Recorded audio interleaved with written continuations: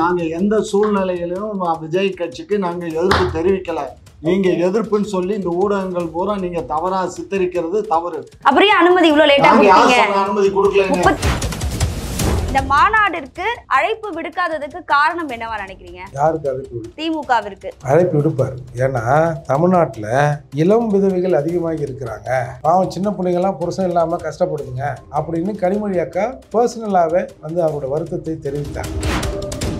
நம்மளால எம்பி ஆகி இன்றைக்கு 3 வருஷம் கம்முன்னு இருந்துட்டு நம்மக்கிட்ட இருக்கிற எல்லா வளங்களையும் அனுபவிச்சுட்டு இன்னைக்கு நம்ம ஆட்களுக்கு எதிராகவே இவர் ஒரு மாநாடு போடுறாரு அப்படின்னு கனிமொழி அக்கா கிட்ட போய் யாரோ தப்பா சொல்லியிருக்காங்க.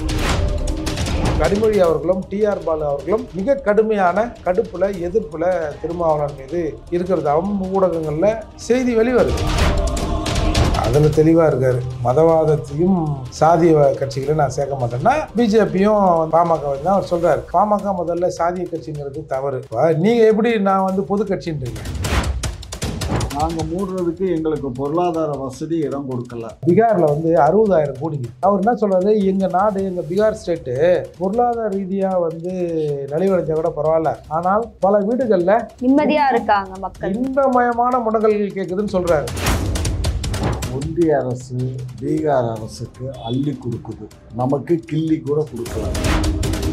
தமிழ்நாட்டில் மதுக்கடைகளை மூடாதுக்கு மத்திய அரசு தான் காரணமா? எல்லா மத்திய அரசோட பிரச்சனை இருக்கு. அப்புறம் எப்படி சார் நாணய வெளியீட்டுக்கெல்லாம் மத்திய அமைச்சரை கூப்பிடுறீங்க? தேநீர் விருந்துல அவ்வளோ நட்பா பழகி இருக்கீங்க. ராஜ்நாத் சிங் அவ்வளவு புகழ்ந்து பேசியிருக்காரு, கலைஞரோட நினைவிடத்துக்கு போய் மரியாதை செலுத்தியிருக்காரு.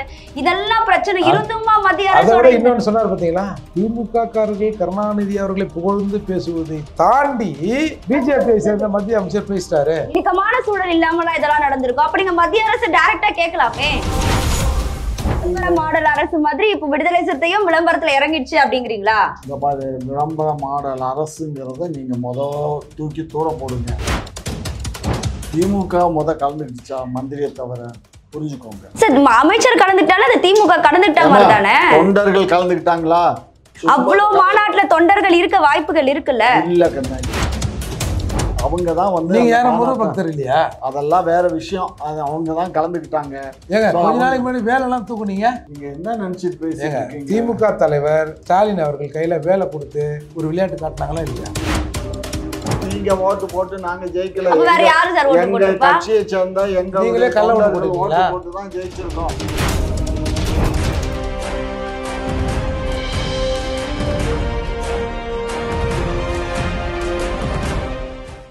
குளோப் 360 நேயர்களுக்கு வணக்கம். இன்னைக்கு நம்ம சிறப்பு விவாத நிகழ்ச்சியில திமுகவின் முன்னோடியும் நாயுடு பேரமைப்பின் தலைவருமான திரு காமாட்சி நாயுடு அவர்கள் மற்றும் புரட்சி தமிழகம் கட்சியின் தலைவரும் வழக்கறிஞருமான திரு ஏர்போர்ட் மூர்த்தி அவர்கள் 2 பேரும் இணைஞ்சிருக்காங்க. வணக்கம் சார். வணக்கம். எப்படி இருக்கீங்க 2 பேரும்? நலமா இருக்கும் சார். ஆக்சுவலி நான் இப்போ ஆரம்பிக்க போறதே இந்த 2 மாநாடு பத்தி தான். இப்போ தமிழ்நாட்டில் அடுத்தடுத்து மாநாடு படலங்கள் ஆயிட்டு இருக்கு. செப்டம்பர் 23 ஒரு மாநாடு, அக்டோபர் 2ஆம் தேதி ஒரு மாநாடு. ஆல்ரெடி அந்த மாநாடுக்கே திமுக எதிர்ப்பு தெரிவிச்சு 33 நிபந்தனைகளோட அனுமதி வழங்கியிருக்காங்க. தமிழக வெற்றி கழகத்தோட மாநாடு மாத்துக்கோங்க. எதிர்ப்பு நாங்க எந்த சூழ்நிலையிலும் விஜய் கட்சிக்கு நாங்க எதிர்ப்பு தெரிவிக்கல. நீங்க எதிர்ப்புன்னு சொல்லி இந்த ஊடகங்கள் பூரா நீங்க தவறா சித்தரிக்கிறது தவறு. அப்படியே அனுமதி இவ்வளவு லேட்டா கொடுத்தீங்க? அனுமதி கொடுக்கல. 33 நிபந்தனைகளோட அனுமதி கொடுத்திருக்காங்க சார். அது ஃபார்மாலிட்டிஸ். எல்லாரும் எப்ப கொடுப்பாங்க? அவங்களா இடத்த அங்க இங்கன்னு இடத்த மாத்தி இப்ப கொடுத்தாங்க. நாங்க அனுமதி கொடுத்துருக்கோம். புரிஞ்சுக்கோங்க. அனுமதி மருத்துவங்கிறதே தவறு. அந்த தவறை நீங்க திருத்திக்கணும். அந்த மாதிரி தவறா பேசாதீங்க. ஓகே, விஜய் மாநாடுக்கு இந்த பிரச்சனை நடந்தாலும் இப்போ விடுதலை சிறுத்தை மாநாடுக்கு வருவோம். அக்டோபர் 2ஆம் தேதி நடக்க போது மது ஒழிக்கணும்னு நினைக்கிற கட்சிகள்லாம் கலந்துக்கோங்க அப்படின்னு திருமாவளவன் அவர்கள் சொல்லியிருக்காரு. இதுல மறைமுகமா அதிமுகவுக்கு அழைப்பு விடுத்திருக்காரு. கூட்டணி கணக்குல அதிமுகவுக்கு அழைப்பு விடுத்திருக்காருன்னு அன்புமணி ராமதாஸ் இப்ப பேசியிருக்காரு. சார், நான் உங்ககிட்ட இருந்து ஆரம்பிக்கிறேன் சார். இந்த மாநாட்டிற்கு அழைப்பு விடுக்காததுக்கு காரணம் என்னவா நினைக்கிறீங்க? யாருக்கு அழைப்பு? திமுகவிற்கு அழைப்பு விடுப்பார். ஏன்னா தமிழ்நாட்டில் இளம் விதவைகள் அதிகமாக இருக்கிறாங்க, பாவம் சின்ன பிள்ளைங்கள்லாம் புருஷன் இல்லாமல் கஷ்டப்படுதுங்க அப்படின்னு கனிமொழி அக்கா பர்சனலாகவே அவரோட வருத்தத்தை தெரிவித்தாங்க. அதால் கனிமொழி அக்காவை கூப்பிட்டு, அதுவும் மகளிர் மாநாடு தானே இது, இளம் விதவைகள் பல பேர் வருவாங்கல்ல, அப்படி இருக்கிற போது கனிமொழி அக்கா அவர்களை கூப்பிட்டு இந்த மாநாட்டில் பேச வைப்பது தான் சரியாக இருக்கும். அப்படின்னு எல்லாரும் வெளியில் பேசுகிறாங்கல்ல, அந்த கோரிக்கை திருமாவளவன் அவர்களிடமும் சொல்லப்பட்டிருக்கு. அதிவிரைவில் திருமாவளவன் அவர்கள் கனிமொழி அவர்களை கூப்பிடுவதற்கான வாய்ப்பு இருக்குது. ஆனால் அட் த சேம் டைம் திமுகவிலேருந்து என்ன சொல்கிறாங்க, நம்மளாலேயே ஜெயிச்சு நம்ம இல்லைன்னா இவர் எப்படி ஜெயிப்பார், நம்மளால் எம்பி ஆகி இன்றைக்கு 3 வருஷம் கம்முன்னு இருந்துட்டு நம்மக்கிட்ட இருக்கிற எல்லா வளங்களையும் அனுபவிச்சுட்டு இன்றைக்கி நம்ம ஆட்களுக்கு எதிராகவே இவர் ஒரு மாநாடு போடுறாரு அப்படின்னு கனிமொழி அக்கா கிட்ட போய் யாரோ தப்பாக சொல்லிட்டு இருக்காங்க. அதாவது திருமாவளவன் சொன்னார் இல்லையா, இந்த மாதிரி மது ஆலைகளை மூடணும்னு. மது ஆலைகளை தமிழ்நாட்டில் யார் வச்சிருக்கா? திமுகவை சேர்ந்தவர்கள் சொல்றாங்க. இவர்களோட சர்க்கிளில் இருக்கிற ஆலைகள் தானே.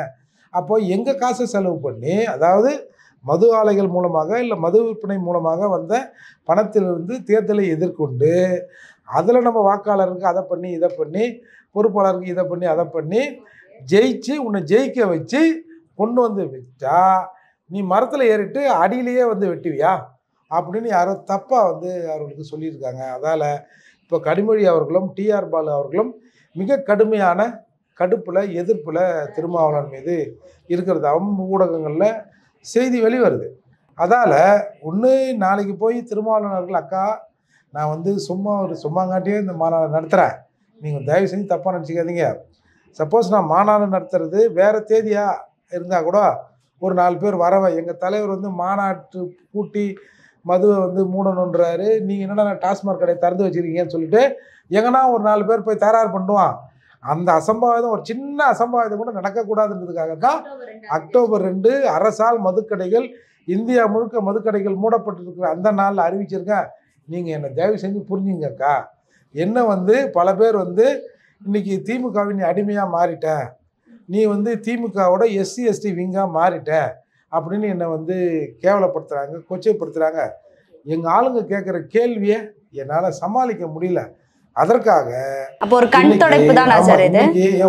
நீ கட்சி நடத்துகிற தமிழன்னு சொல்கிற, தமிழனுக்கும் நீ உருப்படியாக இல்லை. ஏன்னா தமிழர்களின் வளங்கள் பறிக்கப்படுகிற போது இல்லை தமிழ் உரிமைகள் மீறப்படுகிற போதும் பேச மாட்டேற. சமூகமாகவும் நீ இல்லை. நீ கேட்டால் நான் எழுச்சி தமிழர்னு சொல்லிடுறேன். அப்போ நீ சமூகத்துக்கும் சரியில்லை, சாதிக்கும் சரியில்லை. என்ன தான் நீ பண்ண போகிற? இன்றைக்கி நாடு முழுக்க இளைஞர்கள் மது போதைக்கு அடிமையாகிட்டான். நீ என்னத்துக்கு தான் கட்சி வச்சுருக்கிறன்னும் கேள்வி கேட்குறாங்க. அதால் நான் தமிழன்னு சொல்லி இங்கே பேசுகிறேன்னா, ஐயா மாதிரி இருக்கிற ஆட்கள் இன தூய்மை பேசுகிறேன். நானே சீமான் அவர்களை கண்டிச்சிருக்கிறேன். இன தூய்மை பேசுவது சாதி தூய்மை பேசுவதற்கு ஒப்பாகும். சாதி தூய்மை பேசுவது ஆணவ படுகொலையை ஊக்குவிக்கிற மாதிரி ஆகிடும் அப்படிலாம் பேசிட்டேன். இப்போ நான் சாதி விஷயத்த பேசுகிறேன்னா ஐயா மாதிரிலாம் கோச்சிப்பீங்க. ஐயோ என்னையா எங்களால் ஜெயிச்சுட்டு நீ எங்களுக்கு எதிராக போய் பேசுகிறியான்னு ஐயா மாதிரிலாம் கோச்சிப்பீங்க. அதால் நான் என்ன தான் பண்ணுறது? ஏதாவது ஒரு பிரச்சனைக்காக ஒரு மாநாட்டை கூட்டணும். பிரச்சனையே இல்லாத அக்டோபர் 2 அன்னைக்கு இந்த மாநாட்டை கூட்டுறேன் அப்படின்னு தான் அவரோட ஸ்டேட். சார், அரசாங்க விடுமுறையா இருந்தாலுமே பிளாக்ல விற்பனை நடந்துட்டு தான் இருக்கு. 24 மணி நேரமும் சொல்றாங்க. அதற்கான வீடியோஸும் நம்ம சோஷியல் மீடியால பார்த்துட்டு தான் இருக்கோம். சார் சொன்ன கருத்துல இருந்து உங்ககிட்ட இந்த கேள்வி கேட்கிறேன். முருகன் மாநாடு திமுக சார்பா இப்ப நடந்துச்சு. அந்த மாநாட்டிற்கு விடுதலை சிறுத்தைக்கு அழைப்பு விடுக்காத காரணத்தினாலதான் இந்த மாநாட்டிற்கு திமுகவை அழைக்கல அதிகாரப்பூர்வமா அப்படின்னு விடுதலை சிறுத்தை கட்சியில இருந்தே சொல்றாங்க. அதை பத்தி என்ன நினைக்கிறீங்க? நாங்க எந்த கட்சியை தான் கூப்பிட்டோம்?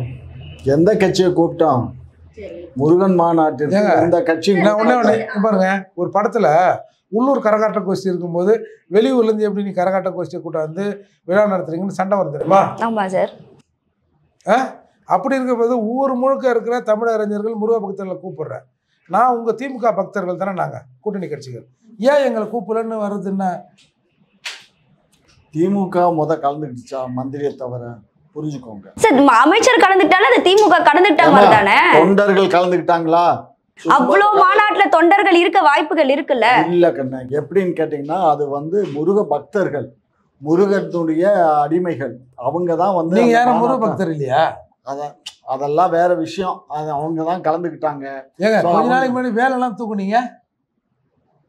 நீங்க என்ன நினைச்சிட்டு பேசுறீங்க? திமுக தலைவர் ஸ்டாலின் அவர்கள் கையில வேலை கொடுத்து ஒரு விளையாட்டு காட்டினாங்களா இல்லையா? இதெல்லாம் வந்து அதாவது இந்து மக்களுக்கு எதிரிகள்னு ஒரு சித்தரிக்கப்பட்டிருக்கு எங்க கட்சியை. நாங்க இந்து மக்களுக்கு எதிரி இல்ல, நாங்க இந்துக்களோட தான் நாங்க இருக்கோம். இந்துக்கள்லாம் திருடன்னு சொன்னீங்களா? அதெல்லாம் இப்ப மாறி போச்சா? திருடன்னு நாங்க சொல்லல, எங்க முன்னோர்கள் சொல்லியிருப்பாங்க. அதுதான் கலைஞர் சொன்னதானே சார். முன்னோர்கள்லாம் முடிச்சு போச்சுமா, அதை எதுக்கு நீ இப்ப தோண்டி துருவி? சார் இதே முன்னோர்கள் தானே மதுவை வந்து ஆரம்பிச்சதும் இதே ஜெயலலிதா தான், கலைஞர் தான், ஜெயலலிதா தான், நீங்க மாறி மாறி மறைஞ்சவங்களை பத்தி தானே பேசிட்டு இருக்கோம். அப்ப அதுக்கு ஒரு நியாயம் இதுக்கு ஒரு நியாயம் எப்படி வரும்? நாங்க நியாயம் சொல்லல. கலைஞர் ஜெயலலிதா அம்மா அரசு உடைமையாக்கி மது கடையில எம்ஜிஆர் காலத்துல இருந்து தொடர்ந்து இருக்கு. இன்னைக்கு நாங்க திரும்ப வந்த உடனே நாங்க ஆட்சிக்கு வந்து 3 ஆண்டுலயே வந்து மதுக்கடையை மூடு அதுக்கு மாநாடு, இதெல்லாம் என்ன வேஷம்? அதிமுகவுல மதுக்கடையை மூடாதனால தான் திமுக வெற்றி பெற வச்சோம் சார். அதெல்லாம் ஒரு கல்வியும் இல்ல. நீங்க ஓட்டு போட்டு நாங்க ஜெயிக்கல. வேற யாரு சார் ஓட்டு போட்டு? எங்க கட்சியை சேர்ந்த எங்க ஓட்டு போட்டு தான் ஜெயிச்சிருக்கோம். அப்ப திமுக நிறைய ஓட்டு போட்டா திமுக ஜெயிச்சிருமா? அண்ணா திமுகவுக்கு ஓட்டு போட்டவங்க எங்களுக்கு ஓட்டு போடல, அது அவங்க அண்ணா திமுகவுக்கு போட்டுதான் அவங்கள ஜெயிக்க வச்சிருக்காங்க. புரிஞ்சுக்கோங்க, எங்க மக்கள் எங்களுக்கு வாக்களிச்சிருக்காங்க, எங்க கூட்டணி ஓட்டு எங்களுக்கு வந்திருக்கு. நாங்க எங்க ஓட்டு கூட்டணிக்கு போயிருக்கு. எங்களுக்குள்ளதான் சமரசம் ஆயிருக்கே தவிர நாங்க வெளியில சமரசம் ஆகல. ஆகவே நீங்க நினைக்கிற போல கிடையாது. நாங்க இந்துக்களுக்கும் கிறிஸ்துவர்களுக்கும் முஸ்லிம்களுக்கும் ஆதரவான கட்சி தான் திராவிட மாடல் ஆட்சி. எல்லா மதமும் எங்களுக்கு சம்மதம். எந்த மதத்தையும் நாங்க துவேஷமாக பேச மாட்டோம், பேச. அதாவதுங்க ஒரே நெத்தில திருநீர், இந்த சிலுவை, அப்புறம் முஸ்லீமுக்கு என்ன ஒரு அடையாளம் தான், அது என்னத்துக்கு அதெல்லாம் போடுவானா? பிளைனா விட்டா அதுதானே வந்து, அதுதான் நாங்க பிளைனா தானே விட்டுருக்கோம். இப்ப நீங்க கேட்டா இந்துக்களுக்காக நாங்க வந்து முருகன் மாநாடுன்றீங்க, கிறிஸ்துவருக்காக கிறிஸ்துமஸ்.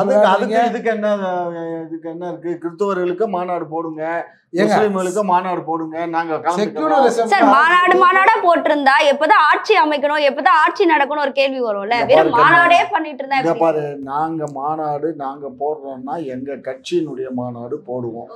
இது வந்து HRNC சார்பா அந்த அமைச்சர் அந்த பொறுப்பை ஏற்றிருக்க காரணத்தினால முத்தமிழ் முருகனுடைய. அப்ப HRNC அமைச்சர் திமுகவின் கட்டுப்பாட்டுல இல்லையா? திமுக கட்டுப்பாட்டுல இருந்தாலும் அவரை இப்ப HRNC விட்டுட்டோம். இல்ல இப்ப சேகர் பாபுவே முடிவு பண்ணி அந்த முருகன் மாநாடு நடத்திட்டாரா? அப்படி இல்ல, அரசாங்கம் தான்.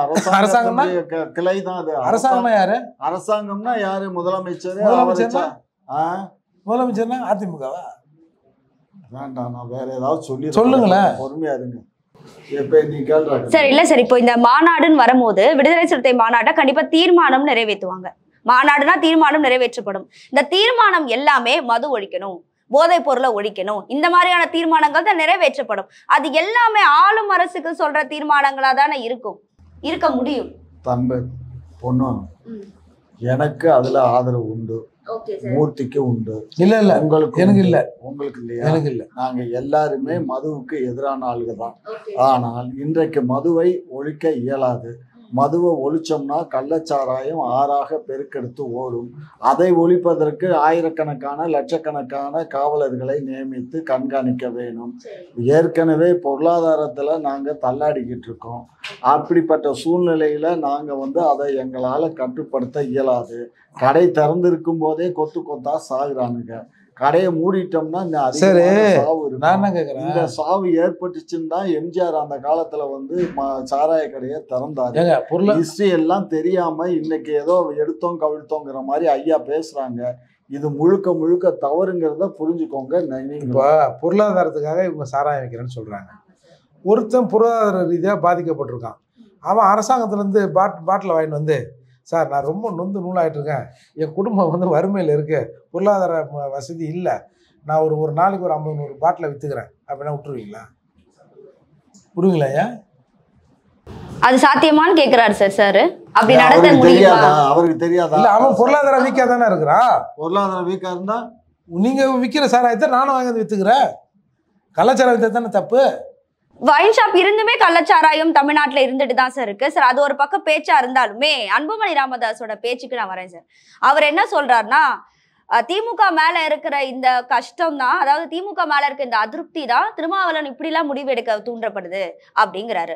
அதிமுகவிற்கு அழைப்பு விடுதல என்ன தப்பு இருக்கு, பாமகவையும் அவர் அழைச்சிருக்காரு அப்படிங்கிறாரு. சார் அதை பத்தி நீங்க என்ன நினைக்கிறீங்க அன்புமணி ராமதாஸோட பேச்சுக்கு? இல்லை, அவர் அதில் தெளிவாக இருக்கார். மதவாதத்தையும் சாதிய கட்சிகளை நான் சேர்க்க மாட்டேன்னா பிஜேபியும் பாமக தான் அவர் சொல்கிறார். பாமக முதல்ல சாதிய கட்சிங்கிறது தவறு.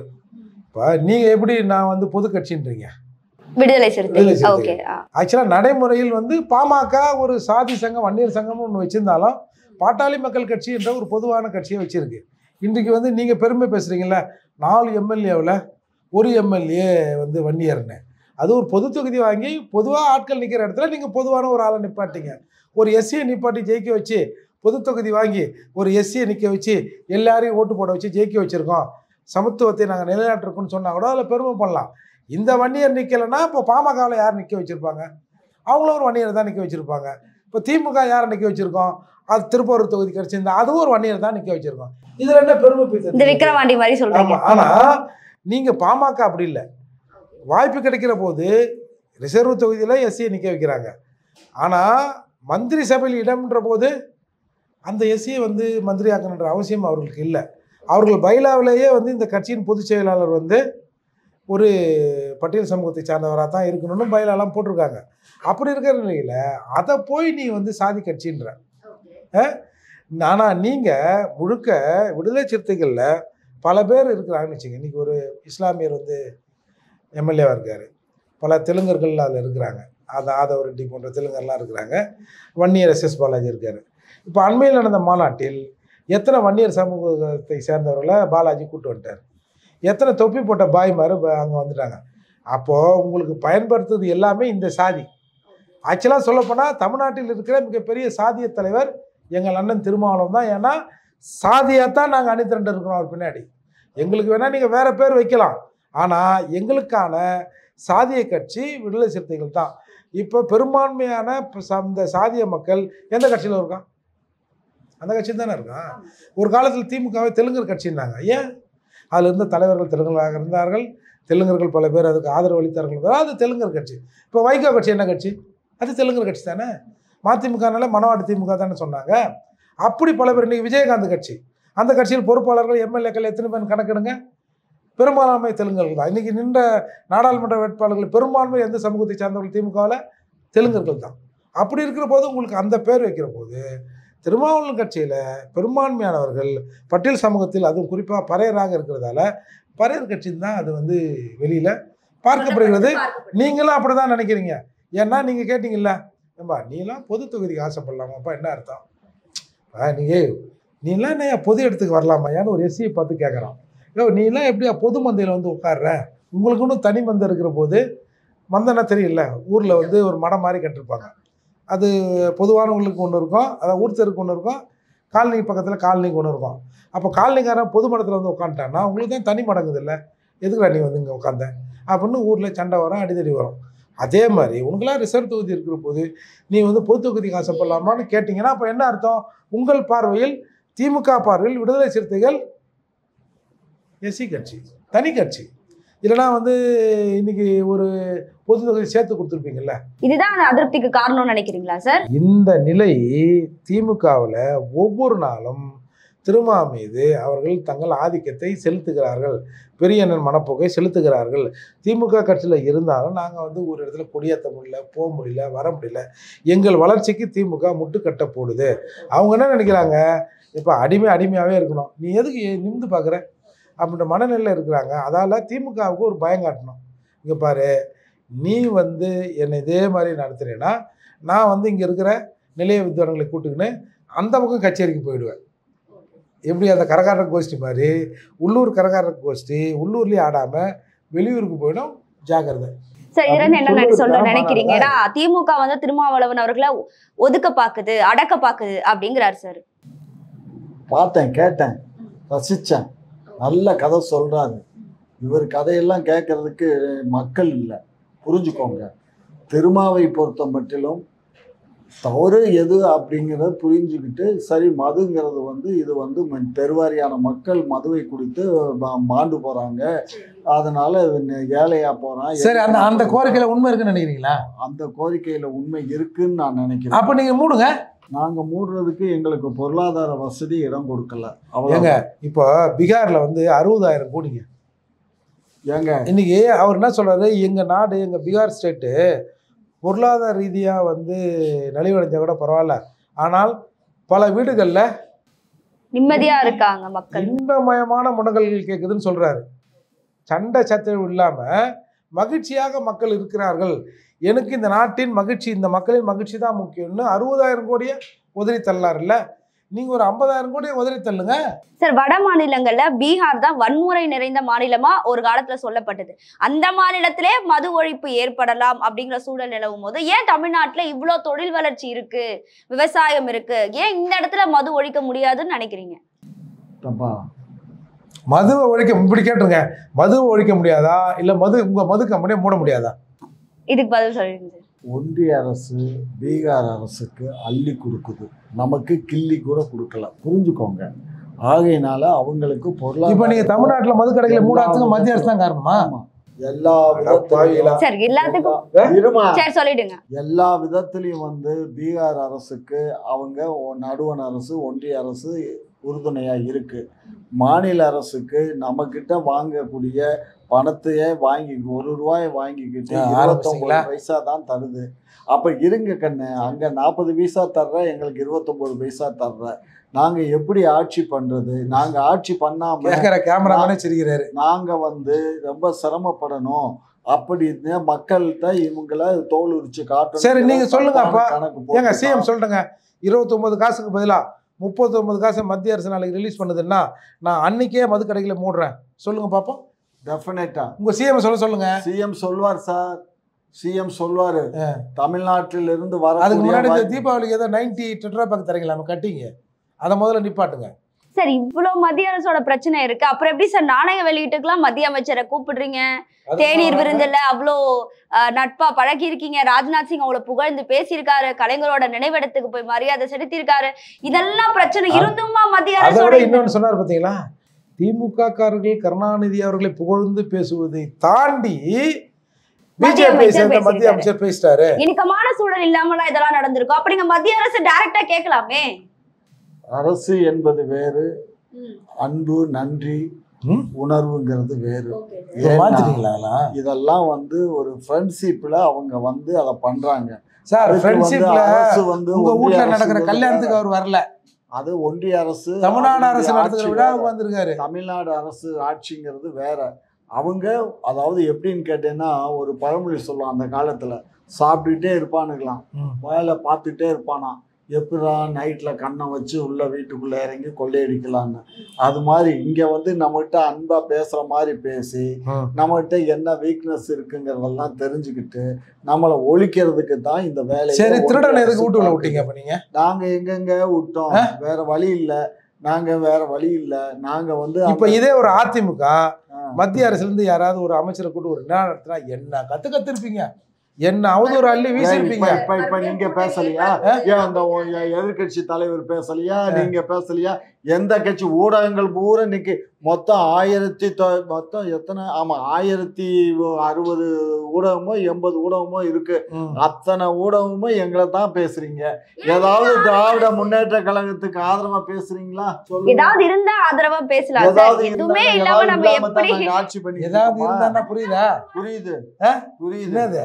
அது என்னதுன்னு உங்களுக்கு கொடுக்குற மாதிரி ஏதாவது ஆதரவா கொடுத்தா பேசுவோம்.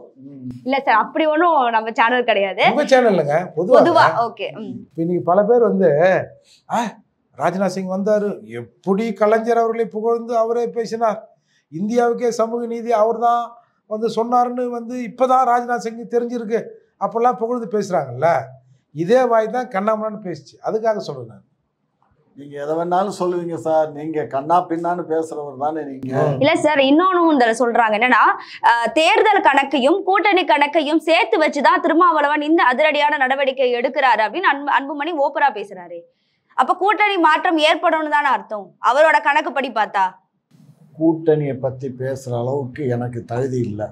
அவர் எங்களுடைய கூட்டணியை விட்டு போக மாட்டாருங்கிறது 100க்கு 100 வரையறுக்கப்பட்ட உண்மை.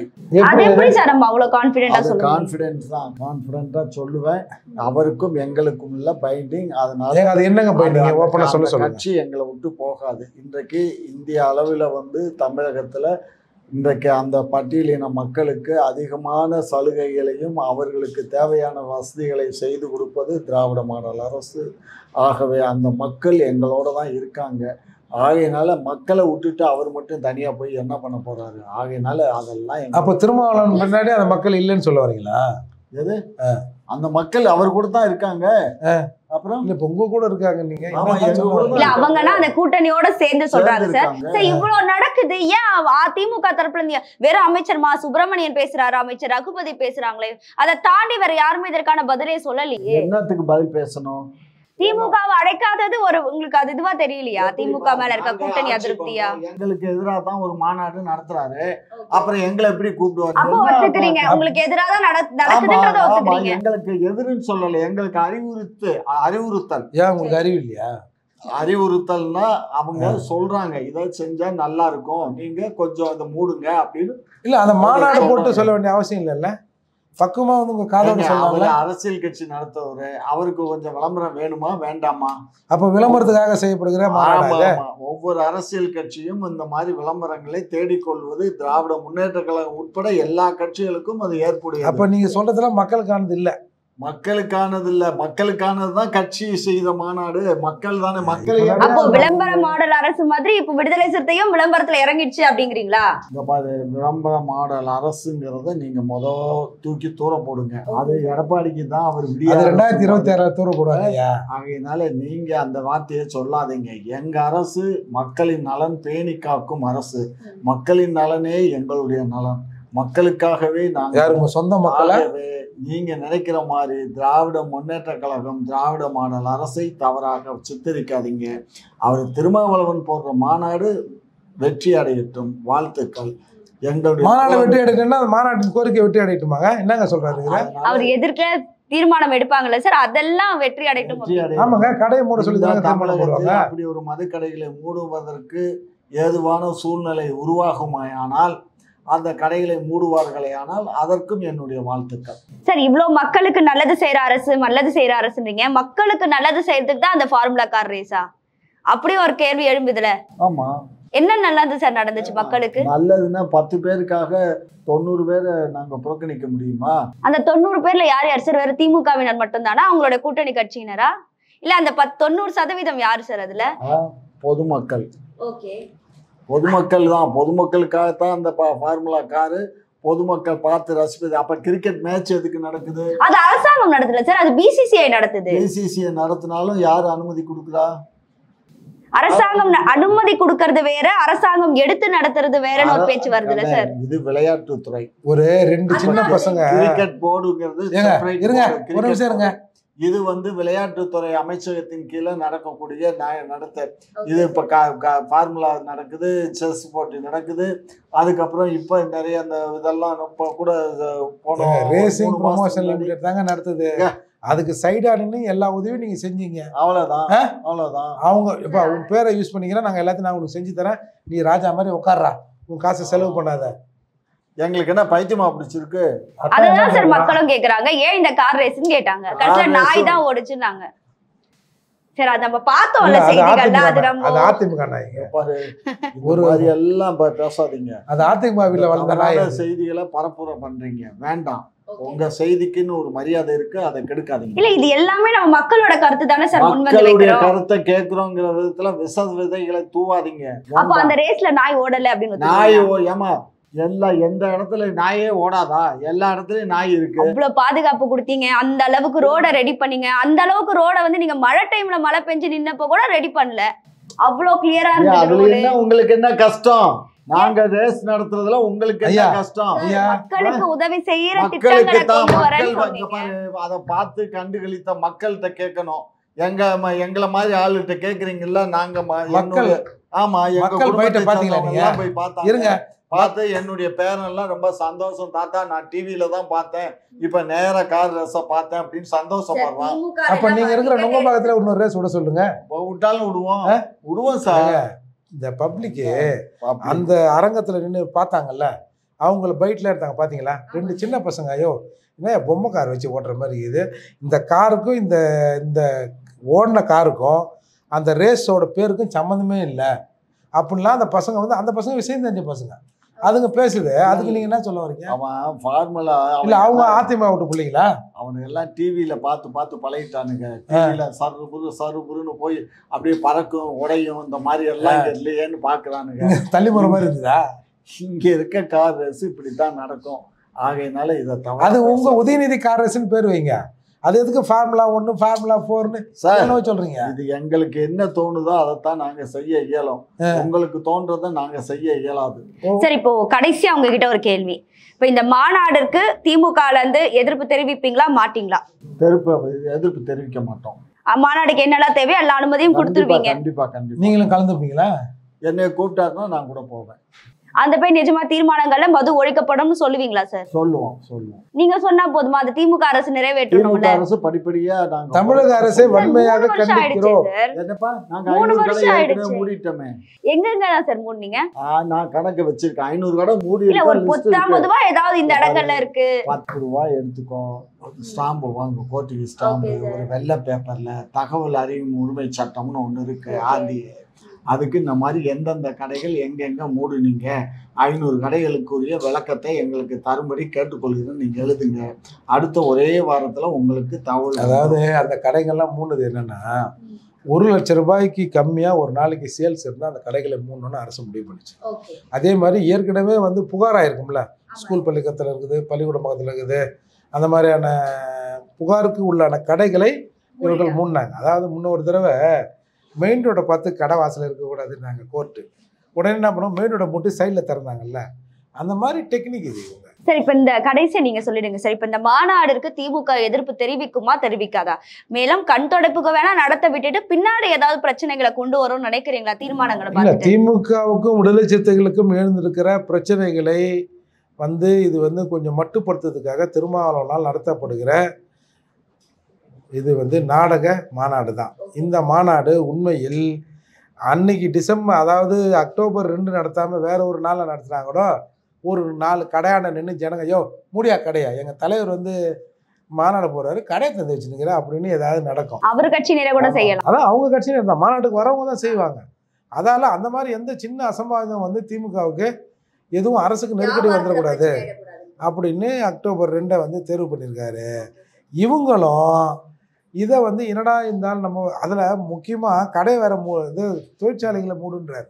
இன்னொரு ஹைலைட் பாருங்க, உலகத்தில் வந்து பல நாடுகளில் வந்து மது கொடுக்கப்படுகிறது.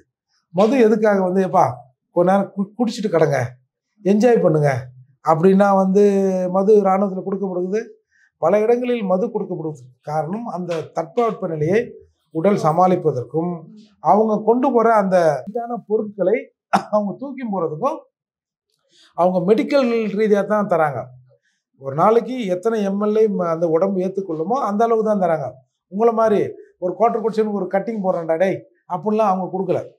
ஒரு 40 எம்எல்ஓ 60 எம்எல்ஓ தான் ஒரு கணக்கு மிலிட்ரியில் இருக்குது. அந்த மாதிரி கணக்கு பண்ணி தான் அந்த ரேஷன் அடிப்படையில் தான் அவங்க தராங்க. அதையே தடுக்கணுமா? இல்லை, நீ என்ன பண்ணு, உங்கள் கட்சிக்காரனை கூப்பிட்டு இனிமேல் எவனும் என் மேலே சத்தியம் பண்ணுங்கடா, சரக்கை தொட மாட்டேன்னு அப்படின்னு பண்ணால் கூட ஒரு 10 பேர் வந்து அதில் திருந்தி எப்பா தலைவர் மேலே சத்தியம் பண்ணியிருக்கிறோம் அப்படின்னு நினைக்கலாம். அதை விட்டுட்டு இராணுவத்தில் கொடுக்குறார்கள் அதை நிப்பாட்டு, ரஷ்யாவில் கொடுக்குறாங்க அதை நிப்பாட்டுங்கிறதுலாம் வந்து கேட்குற மாதிரியா இருக்குது. அதால் இந்த மாநாடு அரசியலுக்காக நடத்தப்படுகிற மாநாடு, அதுக்கு ஜனங்களை அலைய விடுறாங்க. சார், இந்த மாநாடை பொறுத்த வரைக்கும் மது ஒழிக்கப்படுமா அப்படின்னு கேள்வி கேட்டால் அது ஒரு பெரிய கேள்விக்குறிதான். ஏன்னா கிட்டத்தட்ட 50 வருஷமா திராவிட கட்சிகள் இருக்கு, ஆனாலும் மது கடைகள் மூடப்படலை, மது ஒழிப்பு நடக்கலை.